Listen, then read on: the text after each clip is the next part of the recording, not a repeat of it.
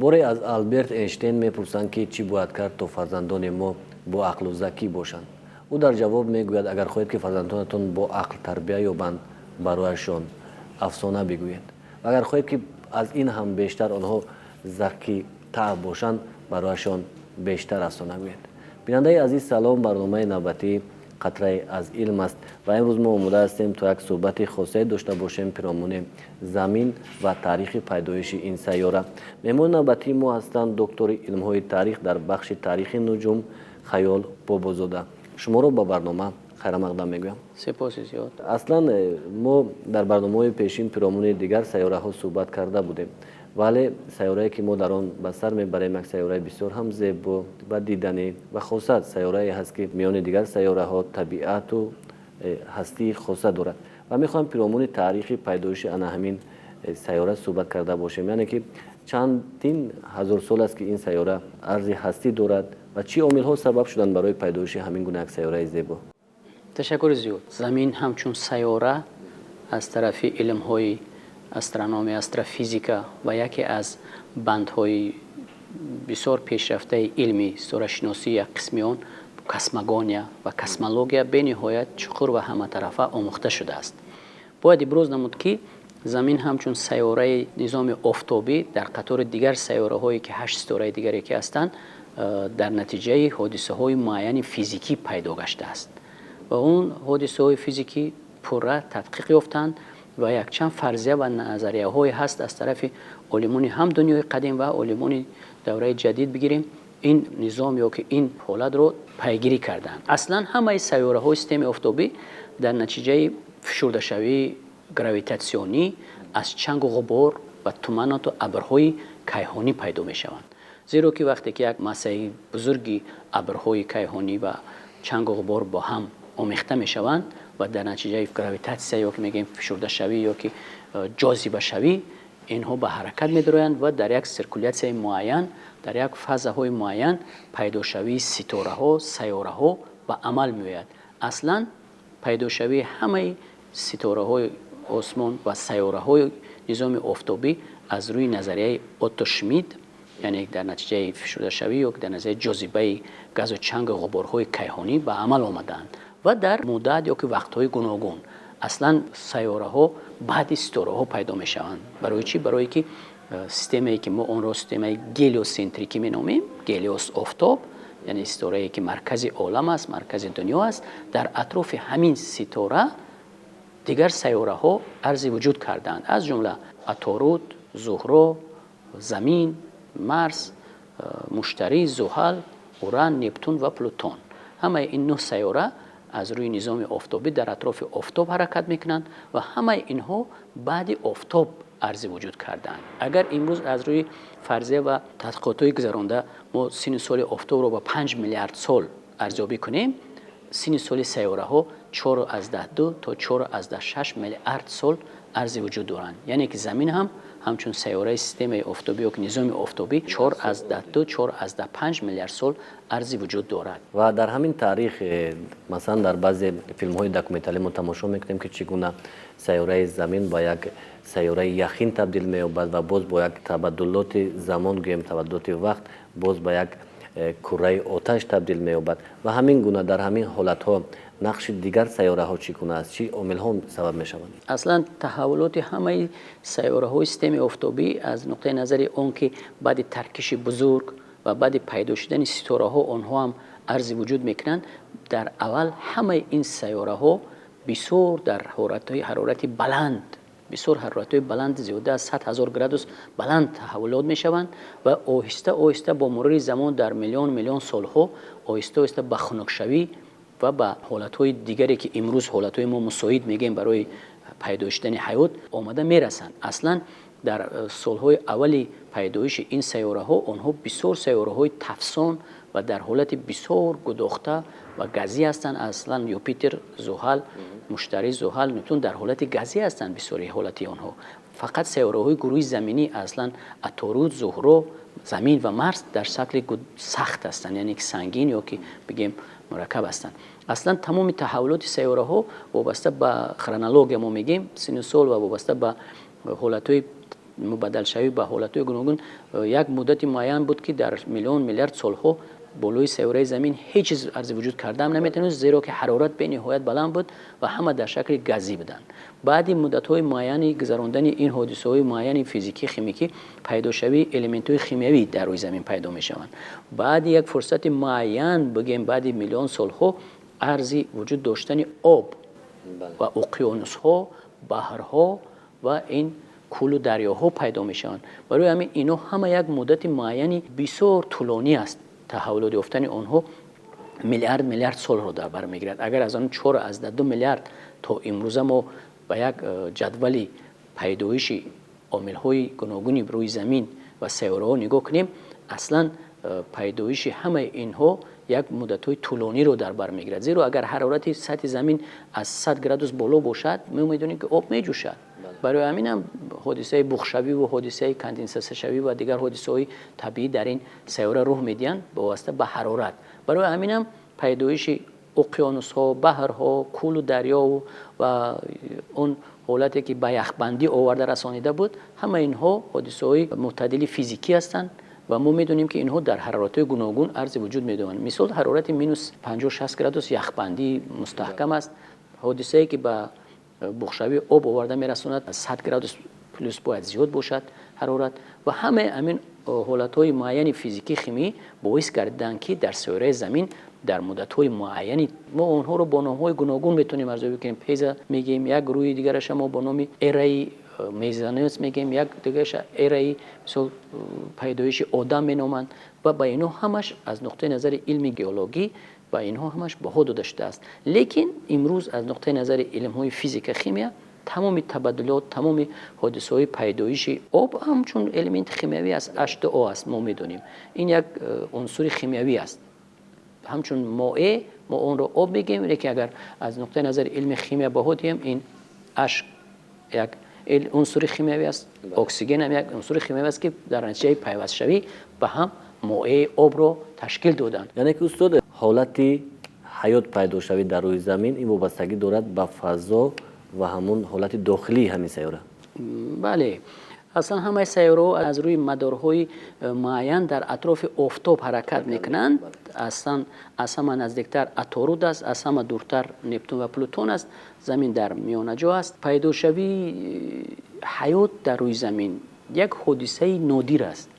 این حادثه از نقطه نظر علم فیزیک، از نقطه نظر علم شیمی، از نقطه نظر علم بیولوژی پر آموخته می شود و ببینید که در این مدت 4.2-4.6 میلیارد سالی که زمین وجود دارد، حیات همگی 40,000-50,000 پیشتر پیدا شده است. ما میگیم حیات زنده، بگذار اون اولین باکتریا هستند، ویروس ها هستند، آب سبزها هستند یا که کفلیزک‌هایی هستند که در آب پیدا میشن و بعد در مدت‌های معینی انکشاف با بزرگترین دلفین و کیت و با دیگر چیزا میرسند. لیکن از روی نظریه فرضیه های امروزه علم باید اقرار شد که حیات در قعر بحر باید پیدا شود، زیرا که در روی زمین حرارت بلند بود، گرم بود، حیات ارزی وجود کردنش مشکل بود. برای همین هم اولین الیمنت های ارگانیکی در قعر زمین، در تگ آب، اصلا اگلرود ما میگیم انگشت سنگ عامل اساسی پیدا شوی حیات زنده است. آدم نه، حیات اولین زنده، بگذار این آب سبزه است، بگذار کفلیزک است یا که بگذار یک نمود دیگر ماهی‌های اولین است.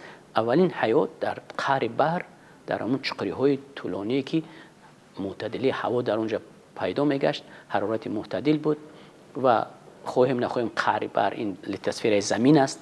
در اونجا خواهیم نخواهیم همون مگنی و سیترونیسی و کربن و همین الیمنت‌های اولین هستند که باعث مبادله شوی همدیگر و باعث پیدا شوی یک علمی در بیولوژی و فیزیکی یک بولیون میگن، یک آمیخته مایع است که در همون امبریون‌های اولین پیدا میشود و حیات زنده در شکل آب سبزه یا که در شکل کفلیزک یا در شکل یگام حیوان دیگری آبی پیدا شده است. و با مرور زمان با وقت‌های طولانی زیاد میلیون سالها آنها به همون محیط ادپتاسیون میشوند یا که به همون محیط عادت میکنند و آهسته آهسته به لب بحر میآیند و به خشکی میبرویند و در خشکی که اگر بیابان باشد، معتدل باشد هوا یا که حرارت، میتونن که بیرون از اونم حیات خود رو ادامه دهند. لیکن اگر پیدایش حیات انسان در روی زمین این تحولات تماما نادری هست که اینا از نقطه نظر هم علم بیولوژی ژنتیک به خود دادن ممکن است، هم از نقطه نظر علم های الهی یا که روحانی هم بگیم در کتاب‌های هم تورات و هم قرآن و هم دیگر کتاب‌های دین‌های مقدس دنیا یک حادثه نادرترین ارزیابی شده است که بگذار با اون طرف هم نگاه کنیم، به این طرف هم این یک حادثه نازک است. اون روز یک برآمد همون زنی بسیار معروف، یک همون قرآن شناس روس نزدیکی وفات کردن پارخوا، بله. و بسیار نازکانه گفت که ببینید که یکی از جایزه‌داران نوبلی در ساحه علم ژنتیک پیدایش انسان گفته است که اگر من کتاب قرآن 20 سال پیشتر می‌خوندم، پیدایش جنین امبریون، پیدایش در قبط‌های معینی همون جای مادر پیدایش فرزند رو، من این جایزه رو چندین سال پیشتر میگرفتم. افسوس که من از این چیز برخوردار نبودم که در این کتاب مقدس یک نظریه پیدایش انسان حیات از یک آب میدونیم سپرمازوئید است. آب ما میدونیم که محلول‌های معینی که است که به هم آمیخته میشن و امبریون در شکل معین پیدا میشود. برای این پیدایش حیات در سیاره زمین نادرترین و بزرگترین حادثه فیزیکی، بیولوژی، شیمیایی است، بدون اینکه در دیگر سیاره‌ها این وجود ندارد. بله. خوب، با وابسته از اونه که در چند تغییراتی که در کره زمین رخ می‌دهد، مثلا در دوره یخبندی و دوره این سوختن کره زمین، عالمان دیگر سیاره ها بران اندیشه هستند که مثلا دیگر سیاره ها نقش داشتند، یعنی که افتادن یگان جرم آسمانی سبب شده است که مثلا در کره زمین وضع هستیش تغییر یابد و حتی آنها بران اندیشه هستند که گویا که من همین حیات به شکل یک هوا گوییم، هوا که یک اساس هوا است، از کیهان به زمین آمده است. باید گفت در فضای کیهان کائنات در یک منطقه های معین دیگر جرم های آسمانی، جسم های آسمانی به مثل کمیت ها، استروید ها حرکت میکنند و آنها یک منطقه معین در بین سیاره بهرام یا که مشتری و مرز مشتری دارند. در اونجا آنها حرکت میکنند و وابسته به حرکت آنها اگر دوری باشد از روی الیپس حرکت کرده هر سال معین پیدا میشوند. 75 سال پس ما خواهیم نخواهیم 76 سال پس کمیت گلی پیدا میشود.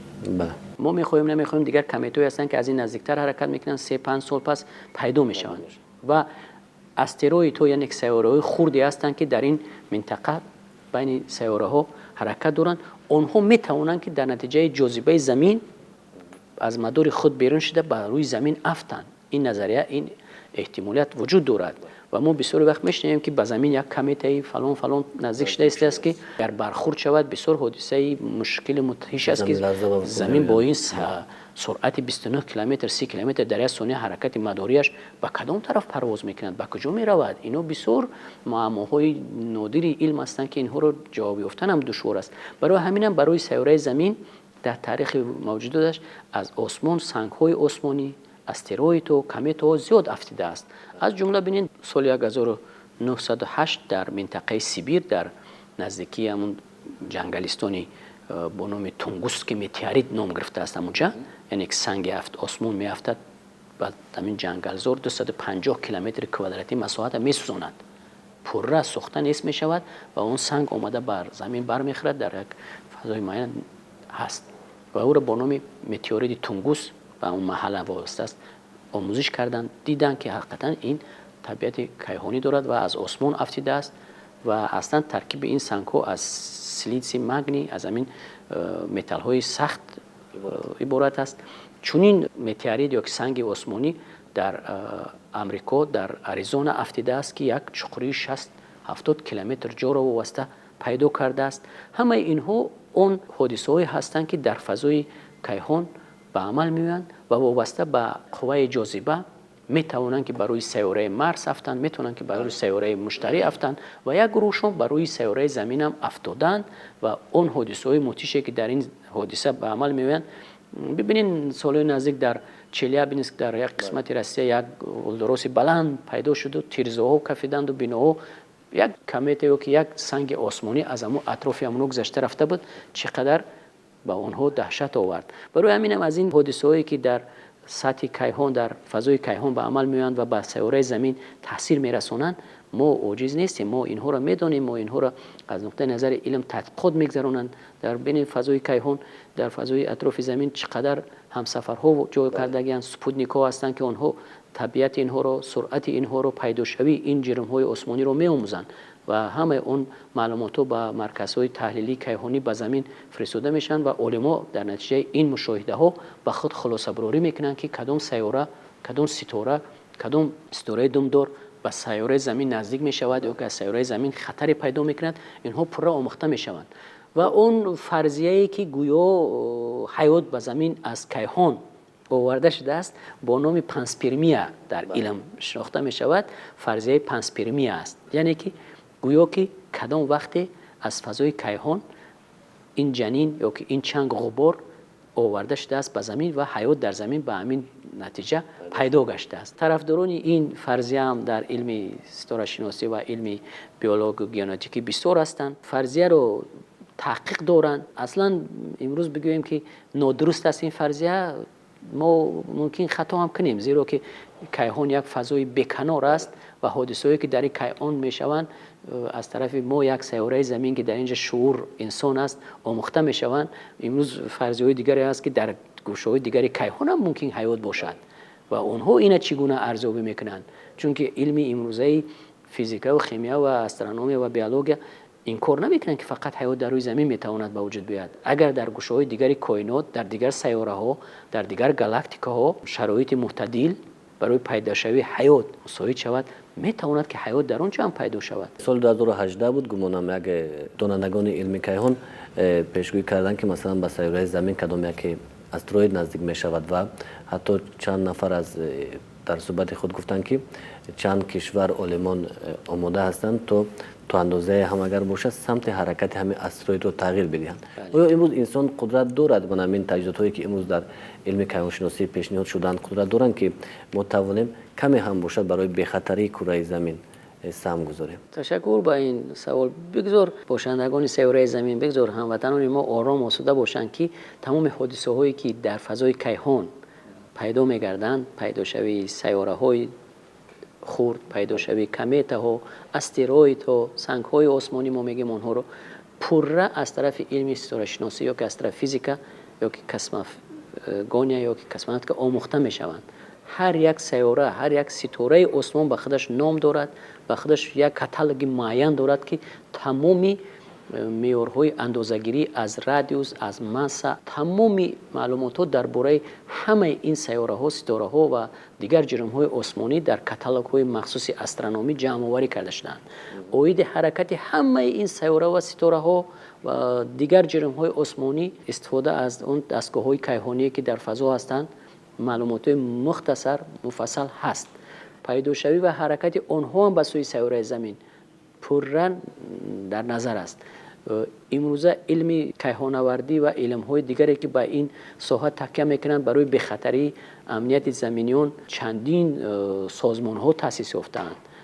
بگذار اون ناسیونال اگنسیتو کسمیچ اسلیدوانی امریکا ناسا، یوروپیسکا اگنسیتو کسمیچ اسلیدوانی اروپا، در دوره شوروی هم این سازمان‌های بین‌المللی و دولتی وجود داشتند که پره برای آموزش بخطری حیات در روی زمین وابسته هستند. ما از پیداشوی و به سوی زمین حرکت کردن استرویدها و کمیت‌ها پره خبردار هستند. علم پیشگویی کرده میتواند که کدام سال، کدام وقت، کدام سیاره نو یا ستاره نو یا که ستاره دمدار یا استروید به سوی زمین در کدام مدار حرکت میکند پره آموخته میشود با بگیم نازکترین صحیح ترین اندازه‌گیری هایی که به متر به کیلومتر هست ارزیابی میگردد. و امروز علم دنیای ما و شما در بسیار تکامل و پیشروی است. زاندها ساخته شدند که میتونن که با این زاندها، یعنی که یک مثل سرپوش کریشه برین، میتونن که یک جای معین زمین رو از افتیدن خطرهای آسمانی از راکت ها دیگرها خودشون رو امین دارن. لیکن در علم امروزه مقابل این افتش ها سنگ های آسمانی ما قدرت نیست کردن اون رو هم با راکت ها داریم. میزنن پرش میکنن، سمت حرکتش دیگر میکنن برای که زمین رو امین نگاه دارن. در این حالت هم امریکایی، هم اروپایی، هم خیتایی، هم روس مجبور میشن یک جای باشن که زیرا سیاره بر خطر است، زیرا که ما نمیدونیم که اون به کجا میافتد، به قسمت آمریکا یا که به قطعه اروپا یا به قطعه آسیا.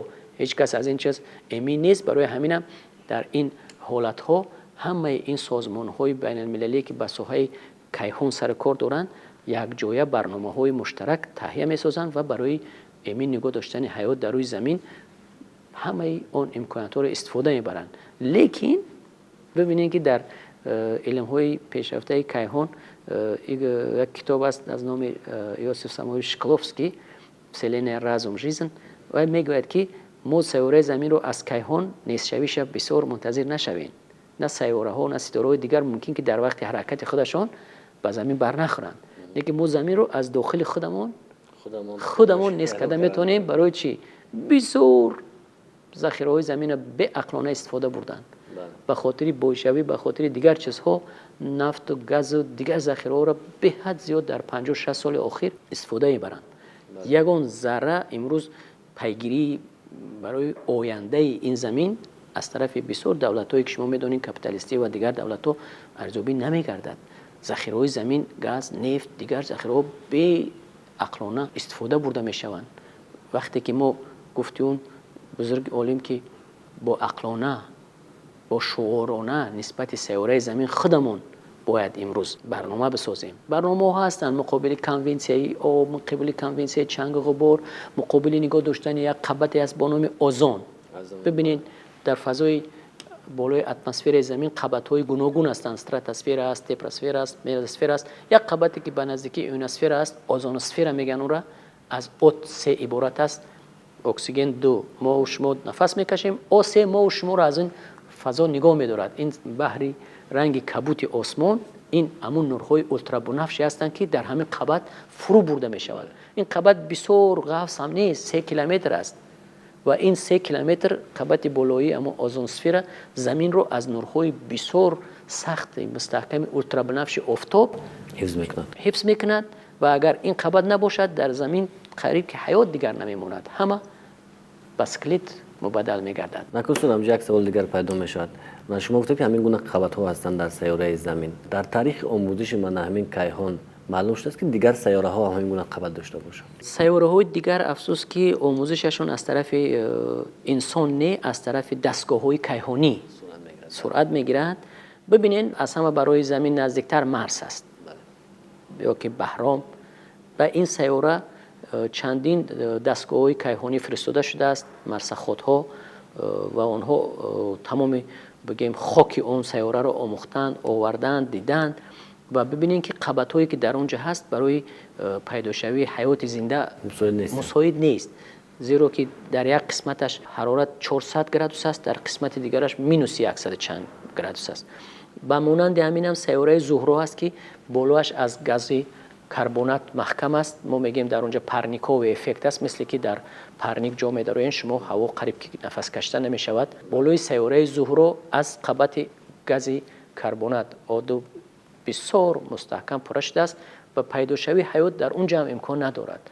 سیاره عطارد که به آفتاب بسیار نزدیک است، در اونجا گرمی‌های زیادی است که در اون حرارت هیچ امکانیت مائع آب که نداشت، حیات به آب چگونه ارزی میکند. برای همین هم در سیاره‌های نظام آفتابی پورا آموخته شدند. قبت‌های آنها هم وابسته به همون حرارت ترموسفر، میزوسفر نام دارند و حرارت به نهایت بلند است. ببینید در گفتم این سیاره تا 400 تا 500 گرادوس روز گرمی می شود، شب باشد تا 170 تا 180 گرادوس خنکی. در این حالت‌ها در این حرارت‌ها امکانیت حیاتی هم با شعور و حیات دیگری حیوان‌های دیگر هم عرض وجود داشته نمی‌تواند. سلامت باشید. یعنی که یگانه سیاره‌ای که ما با آن در آن زندگی می‌کنیم و آن رو باید که حفظ کنیم، برای رشد آن کوشش بکنیم، این سیاره زمین است که مثلا چون شما گفتید عاقبت‌ها یعنی که آینده ها برخورد دیگر سیاره ها از نظر دور است، ولی ما خودمون میتونیم با کارهای ناشایسته خویش برای از بین رفتن این سیاره کوشش بکنیم. ببینید ما همسفر سیاره زمین ماهتاب است. همسفر و معنای نزدیکش همسفر است. نزدیکترین است، 384,000 کیلومتر است. مساحش از مساحت زمین 81 مرتبه خردتر است. اندازه‌اش هم 1800 کیلومتر است. لیکن امکانیت وجود حیات در اونجا هم نمی شود. حرارت روزانه به نهایت زیاد، شب تا مینوس 170 گرادوس خنکی است. اون طرفش که آفتاب نورپوشی نمیکند سردی زیاد است، طرفش که روزانه به ما نورپوشش میکند تمپراتورش بسیار بلند است، زیرا که اتمسفر ندارد. یگانه باز برای پیدا شوی حیات اتمسفر ضرور است که اون ما نفس میکشیم، اونی که ما را نگاه میکند. این قبط بسیار نادری زمین است. برای همین ما بانگ خطر اکولوژی میزنیم که اتمسفر زمین افلاس میشود. ببینید اتمسفر زمین از کارخانه‌های صنعتی، زواد و فابریک‌ها چقدر پرتوها با اون بالا میروند. همه همون ببینید که همین اتمسفر تحول میکنند. ببینید که در شهر خودمون چقدر ماشین ها زیاد شدن، اتومبیل زیاد شده است. اتمسفر شهر ما هم مشکل می شود روز از روز. برای همین هم برنامه‌های اکولوژی، حفظ اتمسفر، حفظ آب. ببینید جناب عالی در تمام برآمدهایش در تمام مجموعه ملل جهان برآمد کرده درباره آب. ضرورت آب یک مشکلی به نهایت زیاد است که پشت آب می آید و 10 سال‌های آینده دولت‌های بزرگی هستند که آب نوشیدنی برای آنها نمیرسد. بحرها و اقیانوس‌ها هست لیکن آب نیست که برای نوشیدن استعمال کنیم.